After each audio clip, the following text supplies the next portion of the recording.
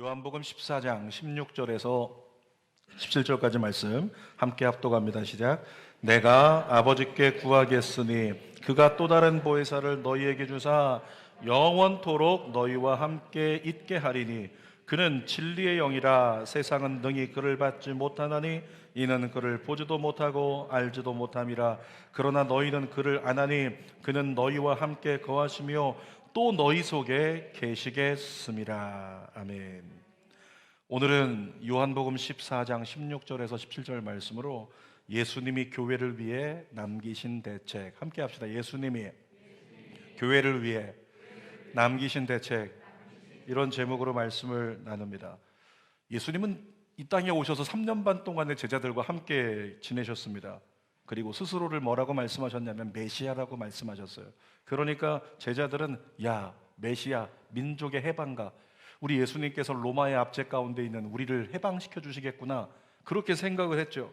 그래서 예수님 잘 따라다니면 로마에서 해방될 때 우리 한 자리씩 차지할 거야, 이런 기대감들 제자들이 다 가졌다는 것입니다. 그런데 요한복음 14장 초입에 보니까 예수님께서 뭐라고 말씀하셨죠? 1절과 2절 읽어볼까요?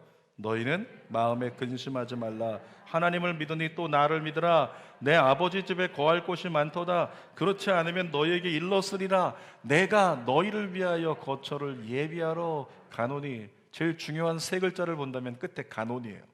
얘들아, 나 간다. 제자들이 원했던 건 뭐냐면 예수님과 끝까지 따라다니면서 함께 있는 거예요. 민족이 해방될 때 예수님 때문에 우리가 고위직에 있게 되고 한 자리씩 차지하게 되는 거, 이것이 제자들이 원하는 것이라고요. 그런데 예수님 뭐라고요? 얘들아, 나 간다. 잘 있어. 이렇게 말씀하고 계신 거죠. 3년 반 동안이나 모든 걸 버려두고 예수님을 쫓았던 제자들에게는요, 청천벽력 같은 소리였습니다. 예수님은 당신이 이런 말씀도 하셨어요. 대제사장과 서기관들에게 내가 고통을 많이 받게 될 거야. 그리고 십자가에 못 박혀 죽게 될 거야.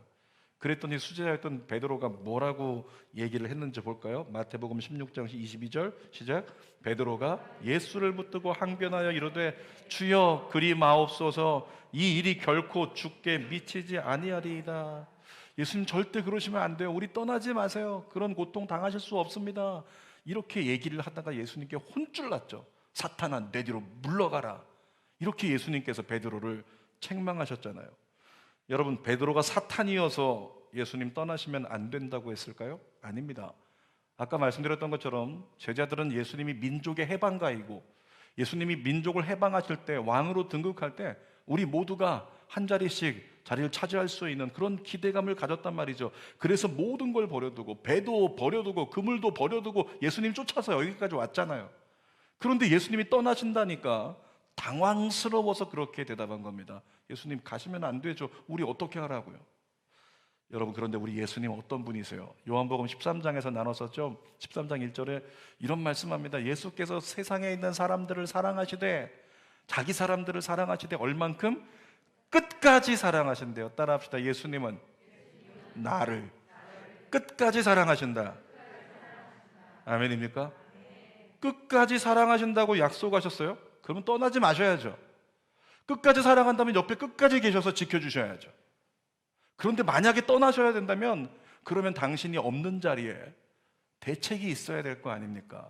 그런데 우리가 오늘 읽었던 본문에 그 대책의 말씀이 있더라는 거예요. 16절 다시 읽어봅시다. 시작. 내가 아버지께 구하겠으니 그가 또 다른 보혜사를 너희에게 주사 영원토록 너희와 함께 있게 하리니. 얘들아, 나 간다. 제자들이 당황하고 있는데 얘들아, 걱정하지 마, 걱정하지 마라. 대책을 준비해 줄게. 내가 또 다른 보혜사를 너희에게 보내주어서 너희와 함께 있게 만들어 주리라. 이렇게 약속하고 계신 거죠.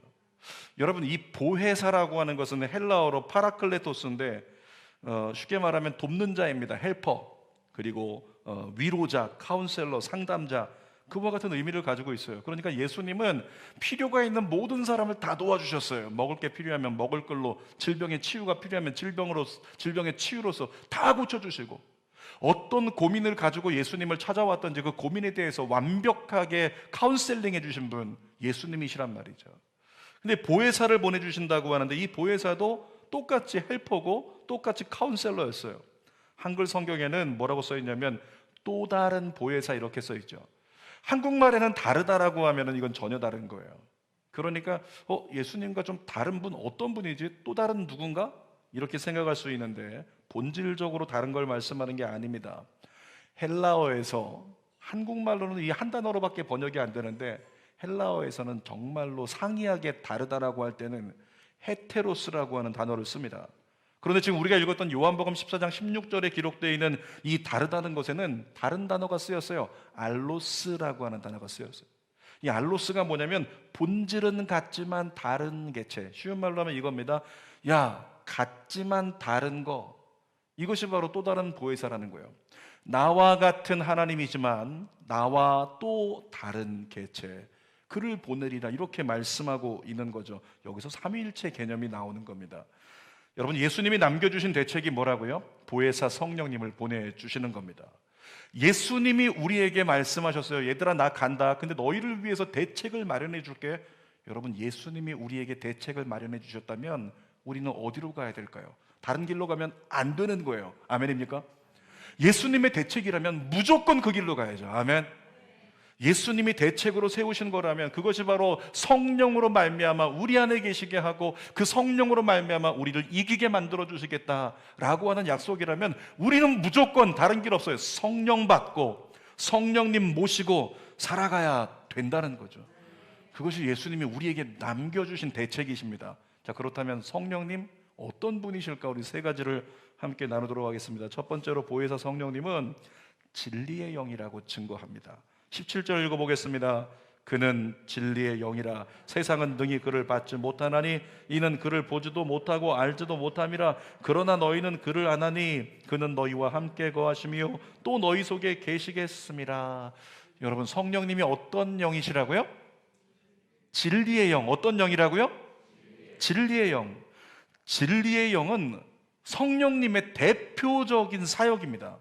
정확히 말하면 뭐냐면 진리 안으로 우리를 인도하시는 영, 그가 바로 성령님이세요. 성령님이 예수님과 다른 것이 있다면 여러분, 예수님은 누구라도 만날 수 있었습니다. 자, 예수님이 이 땅에 오신다라고 하면 우리 고을에 오신다, 사람들이 뛰어나가서 병자도 뛰어나가고 예수 믿는 자도 뛰어나가고 예수님을 믿지 않는 자도 뛰어나가고 예수님을 죽이려고 하는 자도 뛰어나가서 다 예수님 만났어요. 그리고 누구라도 예수님으로 말미암아 은혜를 누릴 수 있는 것, 그게 예수님이셨습니다. 성령님은 틀려요. 성령님은 고유한 영입니다. 성령님은 누구나 받을 수 없는 영입니다. 예수님을 구주로 믿고 영접한 사람만이 받을 수 있는 영, 그것이 바로 보혜사 성령 하나님이십니다.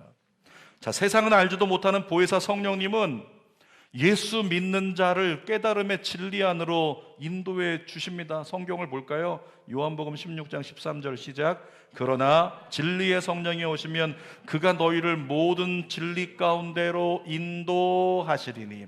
2022년 하나님의 뜻에 합당한 삶을 살려면 누구의 인도가 필요하다? 성령 하나님의 인도가 필요해요. 보혜사 성령님.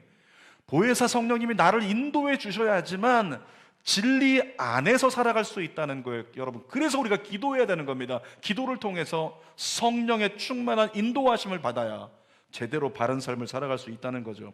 요한복음 14장 26절도 읽어보겠습니다. 시작. 보혜사 곧 아버지께서 내 이름으로 보내실 성령, 그가 너희에게 모든 것을 어떻게 하신다? 가르쳐 주신대요. 성령님이 가르쳐 주신대요. 지금 시대가 어떻게 흘러가고 있는 건지, 지금 내게 주어진 이 문제가 어떤 의미가 있는 건지, 내가 내일부터 시작하는 성경 통독, 또 성경 통독을 지금 3독, 5독, 10독째 하는데 아직도 깨닫지 못하는 것이 있다. 그 말씀 갖고 한번 기도해 보시라고요. 성령님이 가르쳐 주신다고요. 하나님의 크고 비밀한 은총을 우리에게 주신다는 거죠. 자, 고린도전서 2장 10절도 읽어보겠습니다. 시작. 성령은 모든 것 곧 하나님의 깊은 것까지도 통달하시느니라. 인간이 신묘막측한 하나님의 뜻을 어떻게 알 수 있어요? 그런데 성령으로 말미암으면 하나님의 뜻을 깨달을 수 있는 은혜가 저와 여러분들에게 있다는 거죠. 여러분, 성경이 믿어지십니까? 성경이 진짜 믿어지세요? 성경은요, 말도 안 되는 책이에요. 성경은 완전히 넌센스 수준도 아니고 SF 수준도 아니에요. 무협지 수준도 아닙니다. 이건 정말, 성경은 말도 안 되는 정말 그런 책이란 말이죠. 창세기를 보면 써 있어요. 하나님이 말씀으로 천지를 창조하셔. 하나님이 빛이 있으라 했더니 세상에 빛이 생겼고, 어둠과 빛을 가르시고, 또 그 다음에 바다를 갈라가지고 그 가운데 하늘을 만들어가지고 하늘을 만들고, 물이 갈라지라, 또 땅이 드러나라고 하니까 바닷속에서 땅이 쑥 하고 올라와요. 뿐만 아니라 하나님께서 또 해와 달과 별 있으라 했더니 해가 떡 생겼어요. 별이 떡하니 생기고 달이 생겼어요. 뿐만 아니라 하나님이 하늘에는 새들이 날아다니라, 바다에는 물고기가 생겨라. 그랬더니 갑자기 흙등고래가 오, 자, 이거 맞는 소리인지 모르겠네. 의성어에 제가 은사가 없어서. 자, 그리고 흙등고래가 다니고 하늘에는 새들이 날아다니고 막 그러는 거죠. 그러다가 하나님께서 여섯째 날에 땅에 식물이 나게 하시고, 그 다음에 짐승이 있으라고 하니까 온갖 짐승들이 다 뛰어다니고 마지막에 사람을 만드시잖아요. 야, 말씀으로 이 우주 만물 천지를 만드셨다고? 이 믿을 수 없는 얘기입니다. 도저히 말도 안 되는 얘기죠. 하늘에서 어느 날 보니까 40주야를 비가 계속 쏟아지는데, 비가 40주야 쉬지 않고 오더니 지구가 동그랗게 생겼잖아요. 지구 전체가 물로 가득 찼다? 물에 덮여버렸다. 가장 높다라고 하는 에베레스트 산까지도 다 덮여버렸다. 어떻게 그런 일이 있을 수 있겠어요? 여러분, 바다 가보셨습니까? 바다 가보면 엄연히 땅은 땅이고 산은 산인데 그 모든 걸 어떻게 덮겠냔 말이죠. 그래서 성경에 그런데 노아의 홍수 이야기를 통해서 그 이야기가 기록되어 있어요. 뿐만 아니라 이사야가 기도할 때 해가 뒤로 10도 거꾸로 물러갔다, 이런 얘기합니다. 자, 우리 눈으로 볼 때는 해는 이렇게 동쪽에서 떠서 서쪽으로 지게 돼 있어요. 그러니까 서쪽으로 해가 흘러가는데, 그 해가 정말 히스기야 왕의 이야기를 듣고 이사야가 기도하는데 10도 뒤로 물러갔다. 이것은 해가 물러간 게 아니라 사실은 지구의 어떤 공전이 바뀐 거죠. 이런 역사가 있었습니까? 없어요. 말도 안 되는 이야기를 성경에 기록한 것처럼 돼 있다는 거죠. 홍해와 요단강 어땠습니까? 이스라엘 백성들이 그 앞에 서 있을 때 갑자기 바람이 불어오더니 바람이 바다를 갈라버리고 물벽이 생겨버리고 홍해를 건너서 지나고 요단강을 건너서 지났다. 다 지나고 나니까 물이 합쳐졌다. 이런 얘기를 어떻게 믿을 수 있냐고, 이 말도 안 되는 얘기를요. 이건 말도 안 되는 정말 이야기죠. 또 마리아가 성령으로 예수를 잉태한 것 믿어지십니까? 크리스마스 때 저희 교회 크리스마스 예배 왔다가 당일이 생일이어가지고 갑자기 뜻하지 않게 이모티콘이 아니라 뭐죠? 예, 기프트콘, 뭘고 화를 내고 그래요? 자, 기프트콘 선물을 우리 다현이 자매가 많이 받았거든요. 근데 우리 여기 예배를 드리고 있어요. 네, 그렇군요. 1시 예배를 드린답니다. 자, 근데 이 녀석이 이따가 1시 예배를 드리러 왔어요. 그리고 주는교회에서 청년 예배 드리다가 너무 은혜를 받았어요. 은혜 받고 돌아가려고 하는데 갑자기 마지막에 전도사님이 주기도문 하자 그러는데 하나님의 음성이 들려와요. 다현아, 너 오늘 잉태할 거다. 성령으로 잉태할 거다. 그래서 다현이가 왔어요. 나 오늘 예배 갔다 왔는데 잉태했다고. 여러분, 그걸 보고 오, 성령의 사람이 이러고 어떻게 인정하겠냐고. 처녀가 성령으로 잉태했다는 걸 어떻게 믿을 수 있냐고요. 말도 안 되는 이야기죠. 여러분, 그런데 이 말도 안 되는 이야기가 믿어지지 않습니까? 우리는 믿어져요. 물론 다는 아닐 수도 있겠지만 믿어진단 말이에요. 누군가 묻습니다. 아니, 그 성경의 이야기를 어떻게 믿는 거야? 이렇게 물으면 여러분 어떻게 설명하실래요? 그거 어떻게 믿어? 어떻게 설명하실 거예요? 솔직하게 앞에 있는 목사도요, 뭐라고 말로 설명할 수 없지만 그냥 믿어져. 내가 말로 설명해 줄 수 없는데 나 그냥 믿어진다? 아멘입니까? 그런 거예요. 모르겠어요. 근데 믿어져요. 하나님이 창조하셨다는 게 믿어지고 처녀가 성령으로 잉태했다는 게 믿어져요. 이 땅 가운데 성경에 기록된 모든 약속의 말씀들이 믿어진다고요. 이것이 기적 아닌가요? 그걸 기적이라고 얘기할 수 있는 거예요. 여러분, 사실은 그냥 믿어지는 게 아니라 오늘 본문에서 나오죠. 예수님께서 보내신 대체, 그 대책 안에 답이 있는 거예요. 성령께서 우리 안에 내주하셔서 우리로 하여금 깨닫게 해주시니까 나의 영이 깨닫고 나의 영이 믿는 거예요. 이성은 못 믿고 사고는 못 믿는데 나의 영은 믿어지는 거예요. 그것이 은혜인 줄 믿습니다. 자, 누군가가 여러분들에게 만약에 성경 이야기를 어떻게 믿냐고 이렇게 묻는 사람이 있으면 책 잡으려고 꼬집으려고 한번 어떻게 해보려고 너 정말 성경의 이야기를 믿냐? 이렇게 어떻게 믿냐고 물으면 역으로 한번 질문해 보세요. 그 사람에게 넌 숨을 어떻게 쉬니? 어떻게 숨을 그렇게 구체적으로 규칙적으로 어떻게 숨을 그렇게 쉬어? 너는 어떻게 심장을 쉬지도 않고 1분에 60번에서 80번 정확하게 심장을 움직이고 있니? 너 그리고 혈관이 길이가 얼마나 되는 줄 알고 얼마나 두께가 되는 줄 알고 정확한 압력으로 자꾸 혈액을 내보내고 있어? 너 지금 어떻게 하는 거야 그거? 한번 거꾸로 한번 물어보시라고요. 야, 너 어떻게 눈에 먼지가 들어가지 않도록 1분에 20번씩 눈을 깜빡이고 있니? 하루에 15,000번. 야, 어떻게 하루에 15,000번 그렇게 쉬지도 않고 눈을 깜빡이고 그렇게 지내? 어떻게 한 거야? 여러분, 그렇게 물어볼 필요가 있다는 거죠. 그것을 의도적으로 조절하는 사람이 있습니까? 혹시 오늘 아침에 내가 오늘은 예배 시간에 18번만 깜빡이리라 이렇게 작정하고 조절하는 분 계신가요? 아니에요. 그냥 되는 거예요. 태어날 때부터 심장은 그냥 뛰는 거예요. 태어날 때부터 눈은 저도 자동적으로 아이들도 그냥 깜빡이는 겁니다. 왜 그럴까요? 하나님이 그렇게 되도록 만드셨기 때문이죠. 성경도 마찬가지입니다. 성경이 믿어지는 것도 보혜사 성령께서 믿어지게 하셨기 때문에 그냥 믿어지는 겁니다. 여러분, 정말로 2022년도 성경과 하나님을 믿도록 도우시는 진리의 영이신 보혜사 성령님을 보내주신 것, 우리 찬양하고 감사하며 살기를 원합니다. 덕분에 성령님 때문에 우리가 누리는 건 뭐냐면 우리는 은혜라는 걸 누려요. 성령님 때문에 세상이 줄 수 없는 기쁨과 평안을 우리가 누리고 살아간다는 거죠. 그분이 바로 진리의 영이십니다. 자, 두 번째로 보혜사 성령님은 하나님의 자녀에게만 임하는 영이세요. 하나님의 자녀에게만. 17절 다시 한번 읽어보겠습니다.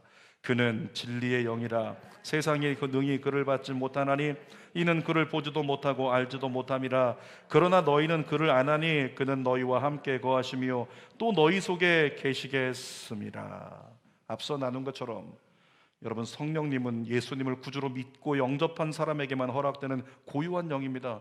예수 안 믿는 사람은 절대로 성령을 받을 수 없는 거룩한 영이십니다. 그렇다면 또 질문해 볼게요. 내 안에 성령이 계신지 뭘로 증명할 수 있으세요?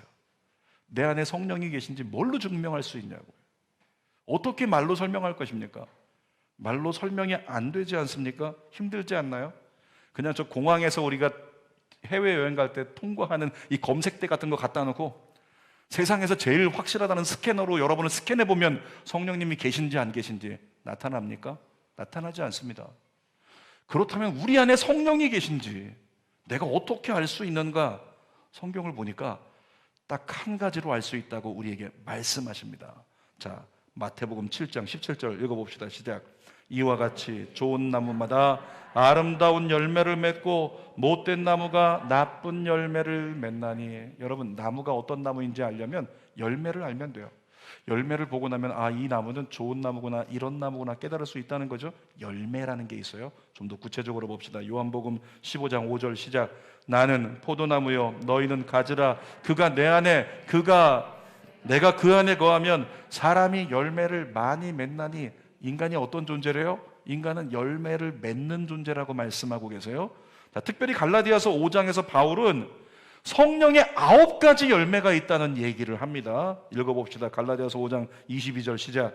오직 성령의 열매는 천천히 사랑과 희락과 화평과 오래 참음과 자비와 양선과 충성과 온유와 절제니. 성령의 9가지 열매예요. 성령이 우리 안에 계시면 우리 안에 계신 성령 때문에요 자동적으로 그 열매가 맺힐 수 있다고 말씀하고 계시는 거예요. 사랑과 희락, 여러분 희락이라고 하는 열매가 성령의 열매래요. 그러니까 예배 드리고 나서 성령 안에 은혜를 입으면 돌아갈 때 얼굴이 어때요? 찬양도 부르죠. 찬양이 언제나 넘치면 은혜로 얼굴이 환하요? 어떻다고요? 환해요. 은혜 받으면 얼굴이 환해지는 거예요. 왜냐하면 성령의 희락의 영 때문에 그래요. 그러니까 예배 가운데 있는 사람들 중에서 옆에 있는 사람들이요 한번 살짝 쳐다보시면 그 사람의 표정만 봐도 성령이 그 안에 계신지 안 계신지 알 수가 있어요. 그래서 예수 믿는 사람은 어쩔 수가 없어요. 자, 자기 볼을 잡으십시오. 잡고 끌어당기세요. 스마일로. 스마일. 곧 죽어도 스마일. 자, 시작 해보세요. 당겨서.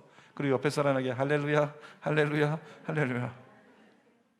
사실은 성령으로 말미암으면 그럴 수밖에 없다는 거예요. 예수 믿는 건 즐거운 거고, 예수 믿는 건 행복한 거고, 예수 믿는 건 은혜로운 거니까, 예수 믿는 건 사는 거니까 표정이 좋아질 수밖에 없어요. 희락이 있을 수밖에 없는 거예요. 그런데 성령님과 거리가 멀어지면 그때부터 근심에 눌리고 부정적인 생각에 사로잡히면 기쁨이 사라져 버리는 거죠. 오늘 저와 여러분은 성령 안에 많은 열매를 맺기를 원합니다. 여러분의 삶에 열매를 맺고 계십니까? 이 9가지 열매를 맺고 계신가요? 어떤 분은 이렇게 대답할지 모릅니다. 목사님, 저는 열매는 없는 것 같은데 제가 예수 믿는 건 맞는 것 같아요. 여러분, 이렇게 말씀하시는 분이 계시다면 혹시 착각은 아닌지 돌아봐야 돼요. 자기 안에 확신이 없다면 그것은 예수님을 아직 믿지 않는 것이 아닌지 한번 점검할 필요가 있다는 거죠. 혹시라도 확신이 없거나 내 삶의 열매가 확인되지 않는 삶인 것을 깨닫는다면 부탁드립니다. 2022년도 미친 듯이 기도하는 삶을 사시기를 축복합니다.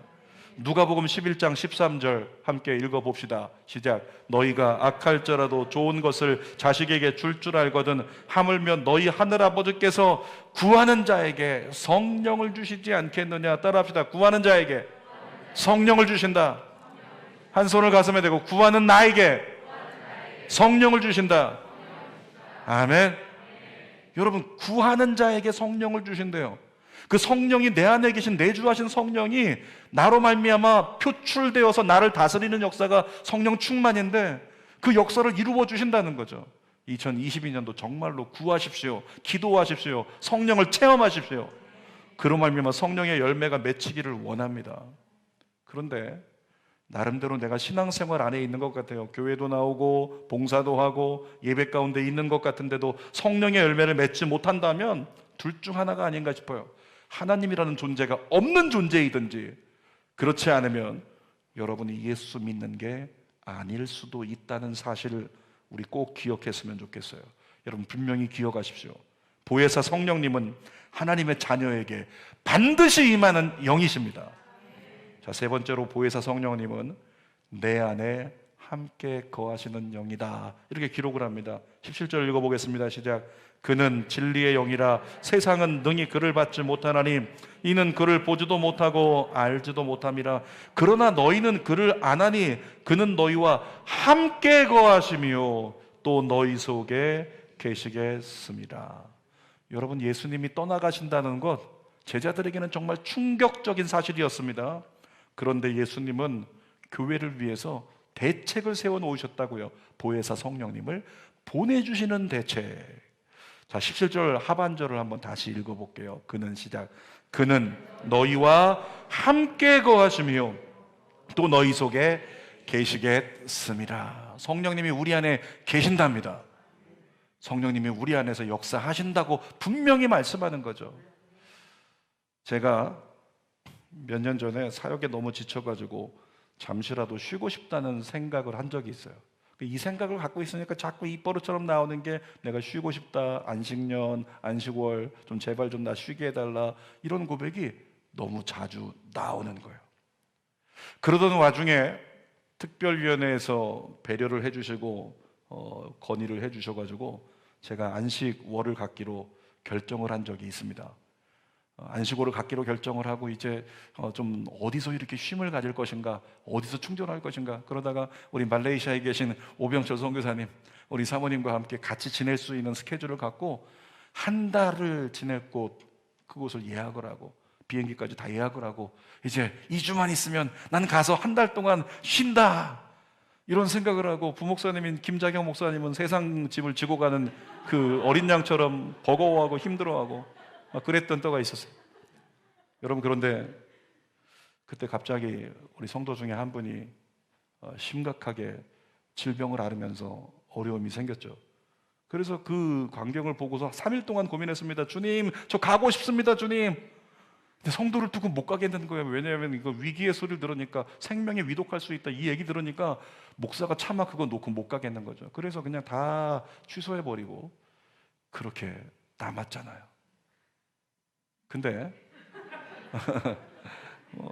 지금은 좀 오래돼서 별로 감각이 없어. 다시 또 가면 되니까. 그런데 제가 사역을 해나가면서 어느 순간에 억지로 버티고 있다는 느낌이 있었어요. 억지로 버티고 있는 그런 느낌이 제 안에 있으면서 이게 번아웃 증상이 나타나고 있다라고 하는 생각이 들었어요. 제가 집에서 한 번은 사모님에게 버럭 소리를 지른 적이 있습니다. 제발 집에서 교회 얘기하지 말라고. 이게 무슨 증상입니까? 이게 무슨 증상이냐면 교회 사역에 대해서 사역이 버거워서 스트레스가 누적된 거죠. 그러니까 더 이상 교회 얘기를 듣고 싶지 않은 거예요. 그런 때가 있었더라는 거예요. 여러분, 그래서 한숨을 쉬기도 하고 그러던 찰나에 낮에 이렇게 업무 마치고 잠깐 기도하고 가려고 성전에서 기도를 하는데 이어폰 꽂고 이제 찬양을 들으면서 기도합니다. 그 순간에 특별한 경험을 했습니다.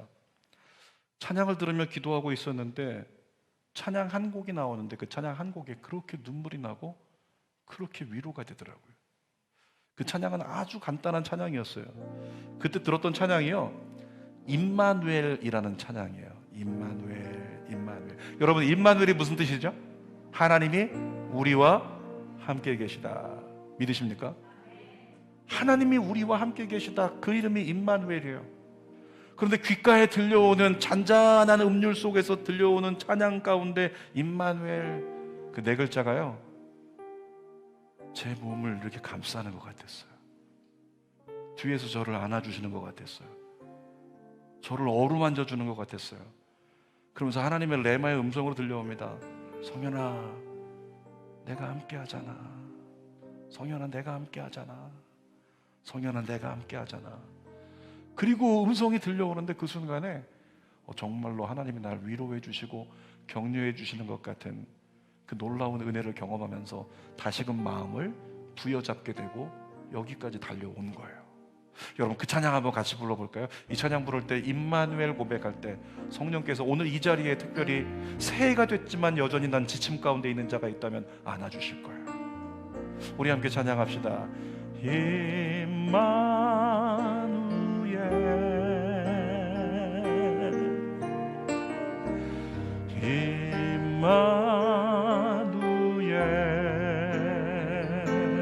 주님이 여러분을 아십니다.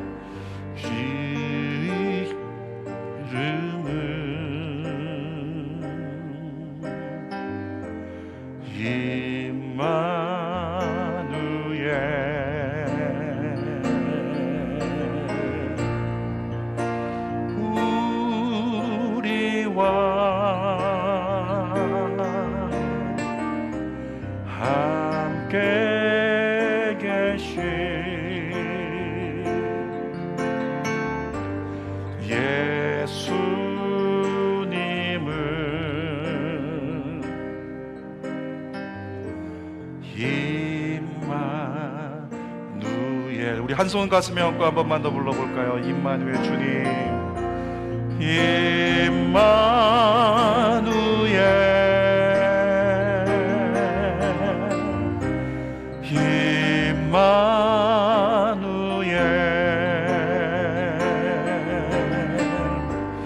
그 이름을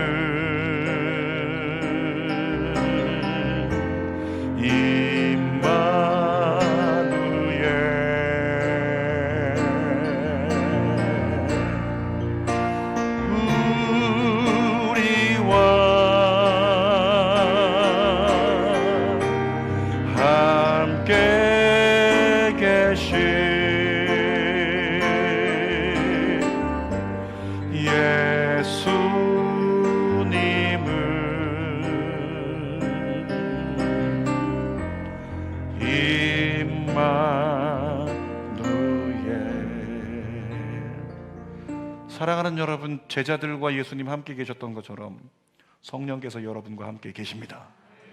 사람이 나를 위로해 주지 않는다고, 사람이 나를 알아주지 않는다고 그것 때문에 실망하지 말고 주님 앞에 머물러 주님을 찾고 주님을 부르면서 주님께 더 가까이 나아가십시오. 하나님께서 여러분에게 놀라운 위로와 평안과 안식을 허락해 주실 것을 믿습니다. 여러분, 성경은 승리를 결정하고 성공을 결정하는 요인이요, 사람이 뛰어나기 때문이 아니라고 말씀하십니다. 사람이 누구와 함께 있는가, 그것이 사람의 승리와 성공의 유무를 결정하는 거예요. 창세기 39장 2절 한번 읽어볼까요? 시작. 여호와께서 요셉과 함께 하심으로 그가 형통한 자가 되어 그의 주인 애굽 사람의 집에 있으니. 여러분, 요셉은 누굽니까? 노예로 팔려갔었어요. 인신매매 당한 것보다 더 정말 아프고 슬프게 노예로 팔려갔던 요셉이었어요. 그런데 그 요셉이 누가 됩니까? 총리가 돼서 애굽을 관장한다. 어떻게 했기 때문에? 그에게 능력이 있었기 때문에? 그가 엄청나게 지혜로웠기 때문에? 아니죠. 하나님이 요셉과 함께 계셨기 때문에. 자, 우리 사무엘하 5장 10절도 보겠습니다. 만군의 하나님 여호와께서 함께 계시니 다윗이 점점 강성하여 가니라. 다윗 정말로 전쟁에서 이기고 또 이길 때는 사울은 천천히요, 다윗은 만만히요. 이때는 좋았죠. 나중에 어떻게 됐어요? 도망자가 됐잖아요. 모든 사람이 다윗은 끝난 인생이라고 그렇게 손가락질하는, 벌레만도 못한 인생이 되어버렸단 말이죠. 그런데도 불구하고 다윗이 다시 위대한 왕이 될 수 있었던 근거가 뭐라고요? 그가 가지고 있는 능력이 아니었다고요. 그가 똑똑해서가 아니라는 거죠. 배경이 좋아서가 아니라는 거죠. 뭐라고요? 하나님이 다윗과 함께 계셨기 때문에. 자, 여호수아 6장 27절도 읽어봅니다. 시작. 여호와께서 여호수아와 함께 하시니 여호수아의 소문이 그 온 땅에 퍼지니라. 감당할 수 없어서 모든 걸 포기하고 넘어질 수도 있는 여호수아인데 그가 가나안 정복을 온전히 이룰 수 있었던 이유가 뭐다? 하나님이 여호수아와 함께 계셨기 때문에. 사랑하는 여러분, 보혜사 성령님이 여러분 안에 함께 계십니다. 여러분이 그리스도인이라면 내 안에 계신 성령 하나님의 능력을 믿고 그 보혜사 성령님을 더욱 찾고 의지하는 것 당연하잖아요. 마지막으로 중요한 말씀을 드리고 설교를 마치려고 합니다. 어떤 아이가 게임을 하고 있었어요. 근데 여러분, 게임 중에 그런 거 아시죠? 이렇게 무기가 있는데 필살기 무기가 있어서 이 무기를 한번 딱 클릭해서 터뜨리면 한 번에 적들이 다 죽어. 화면에 있는 적은 한 번에 싹 죽는 거예요. 모르세요?